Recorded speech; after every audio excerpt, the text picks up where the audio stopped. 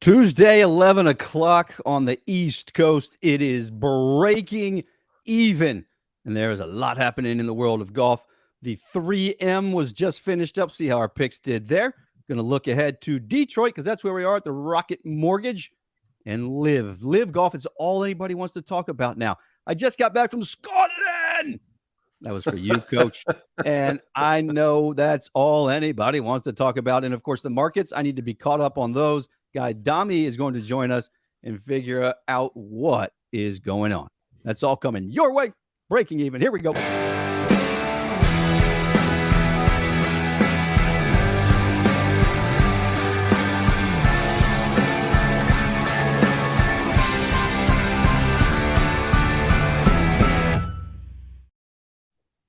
Gentlemen, how we doing? I'm rocking out. I love that music. Jacob, man, does the job. By the way, Coach looks sexy as hell right there with those lights behind you, the kitchen. You got a little microwave. I mean, bad man. I feel good today. Now, Ned, you said everybody wants to talk about Live. No, I don't. I don't either. I'm tired of talking about it, but we have to. I want to talk about real golf. I want to talk about real competition, and I want to talk about real finances. So let's go. Let's do it. We're going to flip-flop the show this week because Guy Adami has an important meeting, and he's going to get I don't have an important meeting. I'll tell you what I have. I got to go to the frickin' doctor. Ned, you mentioned this dry needling. Somebody else talked to me about it over the weekend, so I'm going to look into that. But I've been in, and I hate to use the term excruciating, but for the last month and a half, back pain sucks. I don't wish it on anyone. It's the worst. You're still in pain? The absolute worst. It's the worst. Well, I mean, Ned, he's carrying us every single week, so it was only a matter of time. This is true. Hey, get involved with us, by the way. Hit on the comments, and just, if you would, please share the show on all your social media channels. Our Twitter handles are below, and, of course, you can always find the coach over at Sportsline, and he's pretty much everywhere. So is Guy Adami, by the way. He's in the airports on television. Mm-hmm. He's on the television on television. He's streaming. Guy Adami, you are literally everywhere. And as you know, for the past almost month, guys, I've been in Scotland. Coach. Scotland.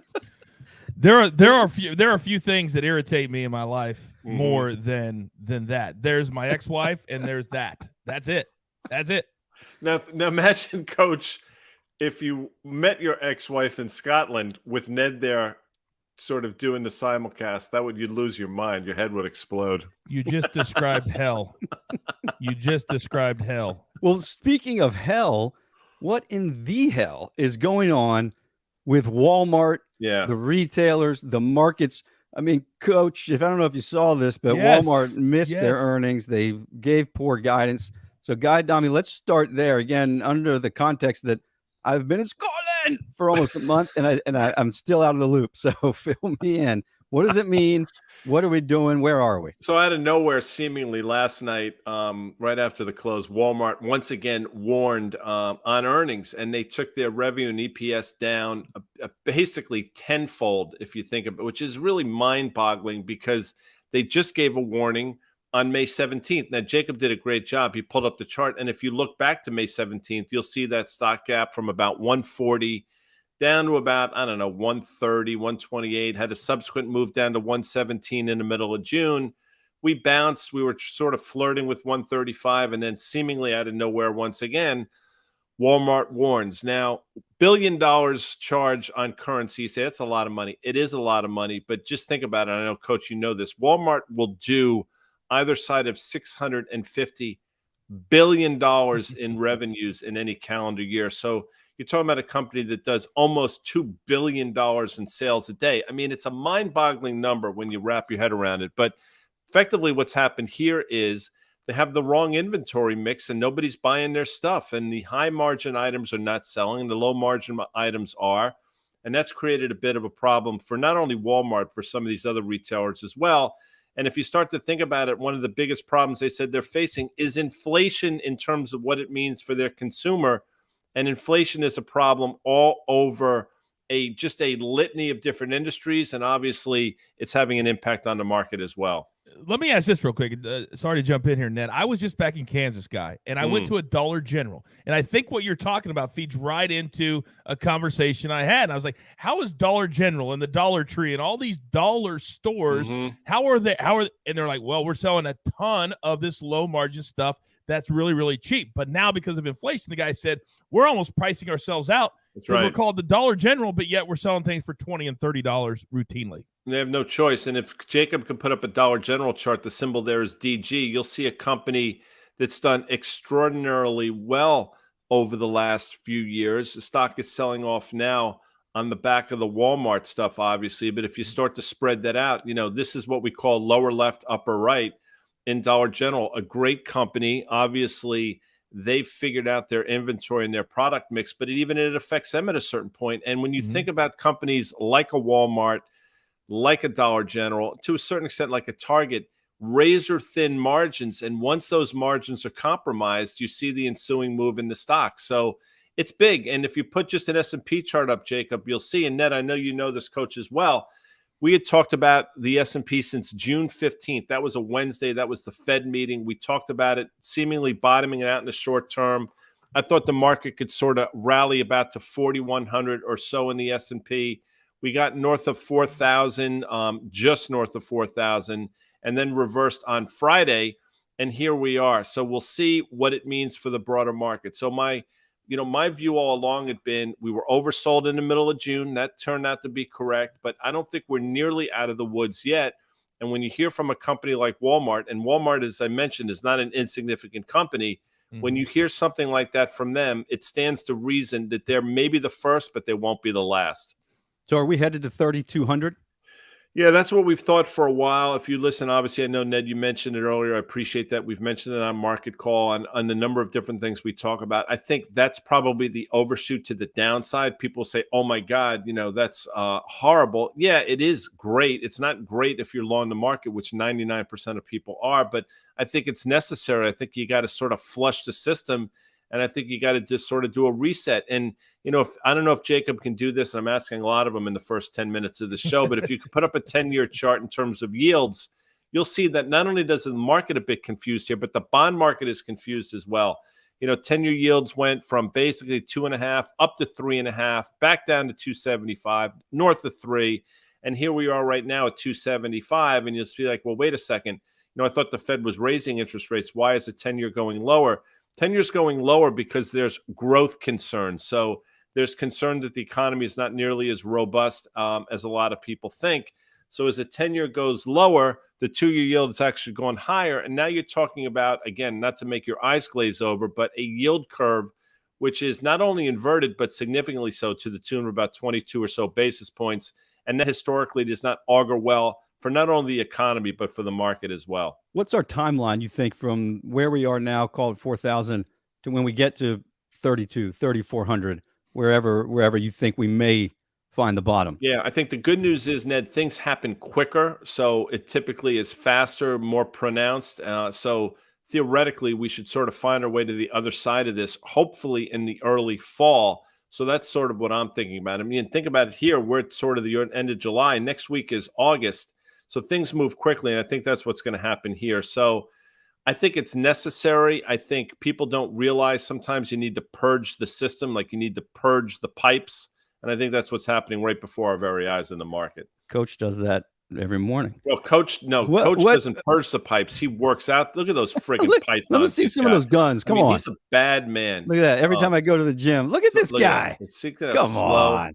I mean, I got to tell you something. If I were playing hoop against a guy like that, I'd see him walk onto the court. I'm like, what is this muscle-bound dude thinking he's doing in my house? And then, then he's taking me to the rack, and I'm like, wow, he's got game. So sometimes those little muscle-bound dudes, they can actually play. Well, you got to remember, when I was a college age, though, I didn't look like this. I was very much more lean when I played. But I will tell you this, when it comes to golf, when I was in wrestling, I put on like 30 pounds of muscle so I could get in the ring, because Vince, who retired this week, that's right, he wanted me to. And so I did that. My golf game went to, what? Shit. And then it went to shit. So now I'm back on the course, but I'm more streamlined with the muscles that I'm building, because I work out with a golf trainer. course you do. So everything that I do is now based off my golf swing. It's very Tiger-esque transformation, by the way. Just going to point that out. Oh, thank you. I think I'll say this. I always thought Tiger was a handsome guy. I think Coach is Tiger times 5. Lord. I mean, hold on. Let me just put the needle right in his ear and get the air pumping. Watch his head. Well, it's very off-brand for me to even be arrogant or cocky anyway. Yeah, so right. it's hard for me to take that. Hey, Guy, if we're talking fall timeline into this low 3,200, and we're at 4,000 right now, how does Coach make money off of it? What's a good play or two? Well, look, I mean, if you've been sitting on the sidelines waiting, watching this thing play out, I think now's the time, and we say this all the time, now's the time to say, okay, if Apple, for example, were to get to 125, I don't care what's happening in the world. The sun could be exploding, but I'm buying the stock. If Amazon gets to 102, 103, I'm buying the stock. If Tesla, which is currently, I think, 780 or so, if that gets down to 550, 575, I'm buying the stock. Those are the things that have to be going through your head. What are the names that I've been wanting to get into for so long? What are the names and what are the entry points around those names? I think you did a great job in Disney, Ned. You bought it, you sold it, I think, at 109, 110, traded down to 94, 95. I think last I looked, it was north of 100. So, there are trades opportunities out there, but here's my advice to the extent that people want to listen. These stocks, if they get there, it will not be for the reasons that you thought, and it always looks scarier when it happens. So if you have a plan in place, that takes the emotion out of the equation. Would I be buying yes, Coach, right now? I see you raising your hand. Can I ask a question about of course, different, your show, man. Stock, Let's do it, man. Stock? So I mentioned the Vince McMahon news, right? Yeah. So I've had a lot of people, because they know my history with him, working off and on over 20 years. Look at WWE right now. Yeah, let's look at WWE, because this is an interesting topic. Is so many people are like, oh, he retired on Friday at 4:30 in the afternoon. Okay, that makes sense. And then they do all these different changes. And then yesterday it was up 12%. And I said on Twitter, I said, guys, stop looking for all the different reasons on why he did it at this point. The second biggest show of the year is coming up. And this acknowledged this. Do you think it was a good move for him to step down at this particular time? 100%. I mean, obviously, he regardless of what he is as a human being, I've never met him. I can't speak to that. But let's back that out for a second. As a business person, think about what he created. So I think if this were to have happened a few years ago, I think it would have been, I don't want to use the word catastrophic, but I don't think the company was in the same place. I think it's a mature company now. And I think him sort of stepping aside and letting somebody else take over is probably, for business purposes, a great thing. And if you look at that little green bar on the lower right, you'll see that's volume. And you had a huge volume day yesterday, and the stock traded up significantly. What does that say? It says a lot of people believe the same thing. So as counterintuitive as that might sound, and if you sort of go a little further out, you'll take a look and see where this stock has been and where it potentially could go to. I think this could be the catalyst to take WWE back to levels that we last saw in probably 2018 or so. Yep. If you move that cursor to the left. So yeah, I think this is a wonderful thing for the company. Coach, you've been on the inside of this company. I'm not asking you to reveal any secrets, but what's your take on it? Because from the outside looking in, when Vince McMahon retires, I'm thinking, ooh, this is a big problem. No, because he is the brand in a lot of ways. Well, yes, but he's also 77 years old. And a lot of people feel like he should have stepped aside a few years ago creatively. The reason the stock bounced yesterday up is because of who they put in charge, and that is Triple H, Paul Levesque. He's been an incredibly huge star in the ring, and now he's been a catalyst behind the scenes. And a lot of the talent likes him. A lot of the talent believes in him, and they feel like Vince, and I've been there sitting next to him, he's so intimidating. Sometimes you can't pitch ideas. He won't listen to you. The show's always his anyway. And so now what this does yesterday is opens it up to having a leader that listens to people, or at least the perception that he listens to people. And so now with Vince out, a lot of the talent can come back in and say, this is a guy that we believe in. So it's about leadership. I'm very, very conflicted when it comes to Vince, because part of the reason I have my kids, my life, my whatever, is because of him. But also a couple of years ago, I was very loyal for 20 years, and I've been very open about what he did financially to me. So, but if I take that aside, what he's done and what I've gained from working for him, I've got to say it's a positive for me and a positive for a lot of people, whether you like him as an individual or not. So you're buying this WWE even up 12% because you think that this is a good thing for the company and it has now more creative runway. 100%. But I would never put a dime into WWE because it's a creative company. I think it's volatile, but that's just because I think I was on the inside. But for people who just want to talk about dollars and cents, I think this would be good now. If it goes up a little bit more, it would not be, because it's always topped out. It's never gone above 80 or 90. So I think that would be the capper on buying. By the way, this is going to be Coach's career trajectory, just in case. You can go ahead and mark the timestamp right now at 10:16 Central Time, 11:16 on July 26th. It's a Tuesday. I'm saying it that Coach eventually is going to be on the executive side of this entertainment business. Just the way your mind thinks, man. Thank you. Am fully convinced that you'll have a Triple H type transition at some point in your career.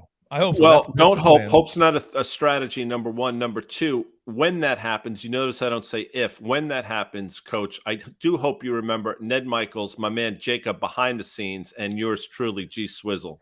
I am as loyal as they come. And part of the reason, full transparency, that I want to become an executive, it's the reason I left ESPN, but also I believe there's a lot of people that are not getting an opportunity because there are bad executives running a lot of these networks, and I'd like to change that.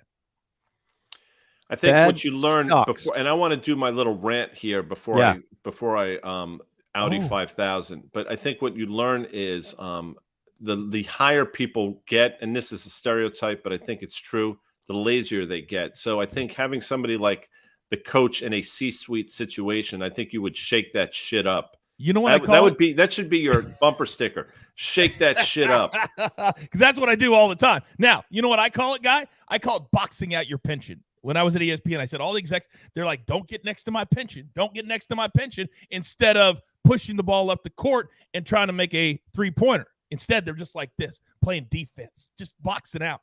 You can't progress when you have that mentality. You cannot progress. When you play not to lose, you end up losing. Yep. Hey, Guy, before we get into my favorite part of the show, which we want to be last, but we're going to do in the middle of the show, I had two questions for you. Yes, sir. Should we be, if I want to take advantage of what we think is the market potentially declining over the next, say, 2 to 3 months, should I be buying puts in Apple? Should I be buying puts in SPY? And if so, should the time frame be all the way out till September, October? I think you got to give yourself time. You have a catalyst in the form of Apple in terms of earnings. Today's Tuesday, so Thursday, I believe, are Apple earnings. The dates start to sort of jump on me. So you do have that catalyst. I do think, again, this is just my opinion. Jacob quickly put up an Apple chart. You'll see a company that went from 180, traded all the way down to 122, and the bounce recently has been pretty dramatic. I think we topped out in the mid 150s, pulling back a little bit today. I don't think it's necessarily going to be the quarter that concerns people in Apple. I think it might be the guidance that has people concerned. And so we'll see. We'll hear from them. But this bounce leads me to believe that the setup is not particularly good. So I think there's a trade there in the short term. In terms of the S&P, again, it's very hard to time these things. You know how difficult it is. But if you want to take a flyer on puts, I would look at sort of like expiring in September, 3,400 S&P puts. Volatility is low enough now where, if you're right, I think you could really get yourself into a nice little trade. Now, pretty cogent answer, by the way. I like that. It was very concise. This is what I was looking for. Yes. But now, Guy Adami. Yes, sir. Come on. The floor is yours. Come on. Hey, you guys!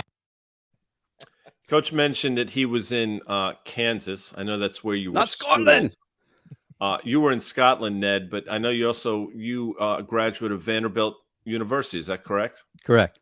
And Coach, in order to do well in school, you just didn't come in and sort of wing it. My sense is you had to do the work outside of school, right? What do we call that, by the way? Homework. Homework. Yeah, Yes. It's interesting. I think we all probably did homework. I still do homework. I'm 58 years old and I have to do homework. And you're saying to yourself, all right, where is this maniac going with this? I'll tell you where I'm going. One of the generational talents in the NFL, I think we would all agree, is a gentleman named Kyler Murray. Coach, agree with that or no? Generational talent, yes. Talent, yes. Talent. Talent. Yes. I'm not sold on this guy, but keep going. And No, he talent. just signed a nice contract, didn't he? I mean, a lot of guaranteed money in that contract. Yes. Part of the clause is a homework clause. I mean, are you kidding me? You have to put that in the contract. If you think about the Cardinals, the fact that they had to do that, if I'm running that team, I'm saying to myself, wait a second, we're basically betting our future to a certain extent on somebody who is a generational talent, but that we feel necessary to put in a homework clause so he's not just playing video games, he's actually learning what the playbook is, so he's not just walking on the field and thinking he can do it with talent alone. Does that not concern you, Coach? Concern me? I said the minute it came out that this was the worst contract in the history of the NFL. Not only can he not win in the playoffs, he's a horrible leader, and this looks like a contract clause that I would give my 11-year-old. All right, hey, son, but you can't play video games at the same time that you're doing it. What? You're going to hand the keys to the castle to a dude that you have to tell to do homework, and you have to tell not to do said homework while you're playing video games? And that's who's going to be under center at $230 million, 160 is guaranteed. The worst. But it's all about the devil you know. But damn it, the devil you don't know. Wow. It's amazing how we you didn't know I was going with this. I could see both of you looking somewhat quizzically. I didn't. But you know what? I always get to where I need to go. By the way, where I need to go now is the chiropractor's office. So I love you both. I love Jacob, but I'm going to 5,000, as the kids say. All right. Hope your back feels better. We'll talk to you next week, guy. Coach, did you collect baseball? Did you collect baseball cards as a kid? No, I've never been a collector because I'm not a details guy. I'm like you just talked about. I'm a big picture guy, and so I've never. If I did, they would be in a box somewhere. So I've never been into collecting or anything like that. The big national show is going on this week, and I grew up collecting as a kid, and my son is into it. And so next week I'm going to bring on a high school buddy of mine who owns not only a card shop but kind of a platform for baseball card and memorabilia, not just baseball cards, but memorabilia trading, because I'm very interested in the market because the prices are outrageous right now. You buy a pack with 12 cards, $50, Coach. It's insane. It's insane. What are we doing? Stuff is selling that it's like the housing market. I would love to know if your buddy also knows anything about NFTs, because NFTs to me are the dumbest thing that's ever been invented, and they're selling for hundreds of thousands of dollars. I can't figure it out, and nobody can explain it to me. All right. Nobody. So I want your buddy to explain it to us. Yeah, his name's Jim Mahan, Kentucky Card Shop, and he has a road show that he does. So anyway, he's coming on with us next week to help educate us a little bit on just a variety of investment opportunities. An investment opportunity that we made last week here on Breaking Even, the 3M. Let's take a look at our bets. We were close. We got the best bets, which I feel like if we're hitting our best bets, okay, that's good. But look at your Grillo. Oh, right there. Yeah. Right. I tell people all the time, if you follow me on Twitter, I gave out over the weekend 4 different head-to-head matchups, because these picks are always good that we give you every week. But, and I can't preach this enough, where your bread and butter is going to be is head-to-head matchups. Look at my crystal ball. Almost every single week, you're going to see it as a head-to-head matchup, because that's where you make your money. And last week, it was over. What did I say on the show? By Friday. And it was. I was close with JT Poston. Just needed one more shot. Doug Ginn was right there. He coughed it up. You needed him to have a Thursday. The problem we had, and we talked about it, is that a lot of these guys struggle on Thursday. And when you struggle on Thursday, it can cost you on Sunday. But those are hidden strokes that nobody ever talks about, Ned. So if JT Poston would have shot 69, 70 on Thursday, then you cash. That's how razor thin sometimes these bets are.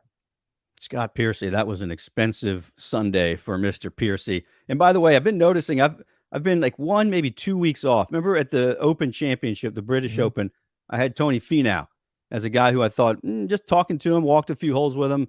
He seemed very confident, very poised. Seemed like he was ready for anything, Coach. You know, when you talk to a guy and you could just get the sense that he's comfortable in what he's doing. No matter what you throw at him, he's got it. And so there have been a couple of times over the past few months that I've missed by a week. And so this time I'm going all in. It's a suicide squeeze. Look at my picks from the Rocket Mortgage. Zalatoris. Oh, I thought you were going to go with Finau. I thought you were going to go with Finau all the way. Okay. Interesting. This guy has to win. He has to win at some point. In this golf course in Detroit, it's old school. It's like the flattest golf course on the PGA Tour all year. Yes. The greens are massively undulated. Fairways are 30-something yards wide. So he's hitting it long enough. We know he's a fantastic hitter of the ball. It's just time with these undulated greens. He putts. Think about Winged Foot, played so well. Tulsa played so well. Augusta played so well. These are all complexes with greens that you have to be able to see slope, and you've got to be able to have some creativity. And I think it helps free him up on the green. So I am all in across the board. My sleeper pick is Cameron Champ because he's asleep, but when he wakes up, he's really good. Maybe he'll wake up this week. Well, you can see I have him as my outright, and the reason for that is last week, watching him on Thursday, he was +6 when he was standing on the 18th tee as the defending champion at the 3M. That's right. He then eagled 18, and over the course of those 55 holes, he played 13 under par to finish in a tie for 16th. He made a birdie on 8 and a bomb on 9 just to make the cut. I think that 2 days or those 3 days could catapult him. Do I think he's going to win? Probably not. But in a week where it's like rolling the dice, you got some big names, Ned, like Cantlay, Finau, Zalatoris, Cameron Young, Max Homa. It's a pretty good field this week because a lot of the top players won't play next week. So this is their last opportunity in the regular season. And so anything can happen. I don't know the motivation is my point. So I like Tony Finau to back it up, his win yesterday. And Tom Kim, for people who don't know, this is Ju Young Kim, but he wants to be called Tom. And so he's had 9 out of 19 worldwide starts this year, Ned. Wait for it. Top 5 finishes. Almost half the time he tees it up, he finishes inside the top 5. In fact, he was top 3 at the Scottish Open with all those studs in the field. It was him that had a top 3 finish. So I love him this week. And Troy Merritt just plays well on courses like this. So I don't think he's going to win, but if you like him in head-to-heads or top 5s or top 10s, I wouldn't mind a little sprinkle on Troy Merritt this week. I love this Kim. Coach, having played the Asian Tour, I always keep up with what's happening on the Asian Tour. I've been watching the progression of this young man's career. He's still a teenager. And I'm telling you what, he is such a cool dude. He speaks wonderful English. He actually speaks 3 languages. His dad was a coach. His dad actually played on the Korn Ferry Tour years ago. He grew up in Singapore. He grew up in the Philippines. He grew up a little bit in Thailand. Obviously grew up in Korea. And he just knows how to get it done. And he's got an awesome sense of humor.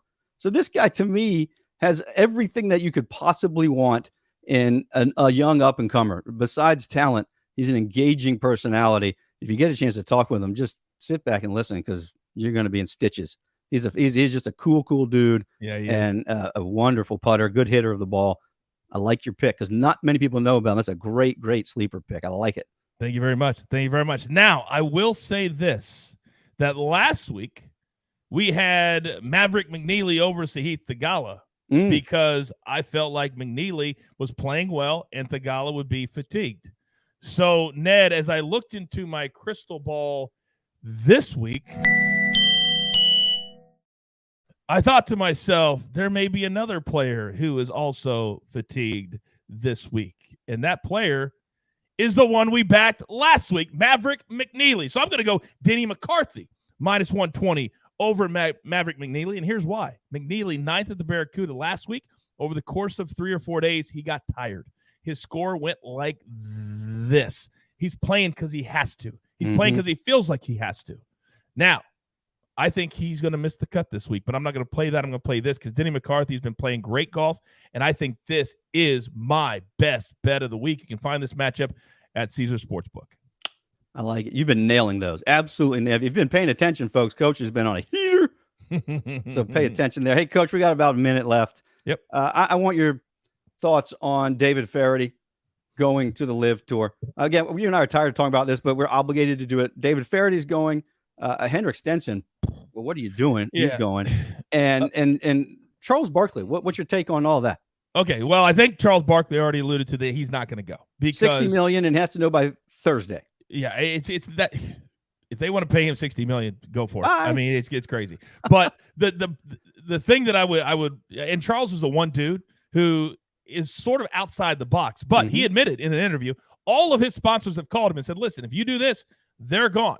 And why? Again, it's like I get very passionate about this. Why would Charles Barkley, who's making north of $20 million a year in endorsements, he's making $10 million to not even prepare to work for TNT? He doesn't have to do anything. He shows up and talks for $10 million a year. So collectively, he's making between $20 and $30 million a year. And he has a ton of fun. All the guys he gets to work with, all the commercials he does, Subway, Capital One, Dick's Sporting Goods, that all the goes list away. goes on. It all goes away. Oof. And it doesn't come back. Why would you do that? Right. And then Henrik Stenson, are you kidding me? I loved what Stuart Sink said. He said, all those years I played the Ryder Cup, and all the Europeans were like, this means the world to us. He said, it's making me rethink how much it truly means to them. Sergio, gone. Paul Casey, gone. Now the Ryder Cup captain, gone. He's the only one, though, I say, you know what? I get it. He was very, a few years ago, he lost all of his money, or a lot of it, in a Ponzi scheme. He got the hose in that Stanford financial deal, right? 100%. I mean, so scars last. Oh, they do. And somebody says, hey, here's $40 million. And it's not like he's worth $40 million. All Greg Norman's trying to do is get him away from the PGA Tour and the Ryder Cup. Right. That's what he's trying to do. It's a shady thing to do, but they're allowed to do what they want. But I think you can even feel today that a lot of people aren't even talking about LIV anymore. And their next event is, guess when? It's this week. This week. And nobody's talking about it. So, and the whole David Faraday thing, I don't like to comment on other people in the business, but I will say this. If you really look at each and every situation, you'll find something probably you didn't think was there. Yeah. And usually it's somebody who's on the way out the door. It's somebody that maybe they canceled their show. Again, I don't know all the situations, but usually every single one, there's a reason, and it's not just about the money. That's all I'll say. And, something that people haven't talked about is they're starting to cycle players off of the LIV Tour now, right? Because with every new addition, with every Henrik Stenson, you've got to get rid of an Andy Ogletree. So right now, the names are somewhat irrelevant in the world of golf. However, if they're going to have to do that every year, if indeed you believe this LIV Tour goes on and has a successful run, and all of a sudden, what are these guys doing if they're not playing well and they get cycled off? Then where are you? There's so many tentacles to this thing. You bring up such a great point. There are so many things about these contracts that people they just read social media and they go, "Oh, this is what it is." Guys, watch shows like this. Listen to people like us who are on the inside that understand. So if you get cycled out, if you're like an Ogletree, you can't come back to the PGA Tour now because you've already played in an event over there. And whatever your signing bonus was, let's say $5 million, and you don't play, that's all you get. If you do play and you win and make $3 million, you don't get paid a dime until you make over that $5 million signing bonus. So what's the incentive? The incentive is to get as big a signing bonus as you can and then make sure they give it to you. And I've heard rumblings that some players haven't been paid yet either. I don't know. I don't care. I haven't watched 1 minute of it, and I will not watch 1 minute of it. I just don't care. I think that, again, the quality of the golf, in my opinion, is going to suffer. You've already gotten paid. And like I've said all along, it's NBA in the regular season. Like, we don't play defense. I don't really practice that much when I go play the LIV. Yep. I just hope I find it when I'm there. So the quality of golf, in my opinion, is going to suffer. And then you've already seen guys in these come play in the majors, 4 days versus 3 days. It's a different ballgame. Ned, what did Tiger say at the Open Championship? He said a 72-hole test is part of golf. What did we see last week at the 3M Open? If it would end on Saturday, you would have Scott Piercy walking around saying, this is one of, I called it on PGA Tour Live. I said, this is the greatest performance that we've seen on the PGA Tour this season. I said that through Saturday because it was. And then Sunday, you have to finish. It changes. Your body changes. The nerves, the anxiety, the adrenaline. That's part of it. And Scott Piercy couldn't handle it on Sunday. That's part of it. And when you do a 54-hole event, shotgun, and you already have guaranteed money, that goes away. It just goes away. And this is a perfect example of that. It was 9 holes for Scott. All he had to do was play 2 over par his last 11 holes, and he wins that tournament. 100%. He could do that with 3 clubs. Yep. Golf is hard, especially trying to win, especially when he was outside the top 125. Yep. Very hard game. We are out of time. Coach, as always, I appreciate you. Make sure you follow him on Twitter at The Coach Rules and Sportsline. Coach, you're everywhere, man. I appreciate it. I know where you are right now, by the way. I'll see you this week. PGA Tour Live. All right, That's everybody. right. We'll see you next week on Breaking Even.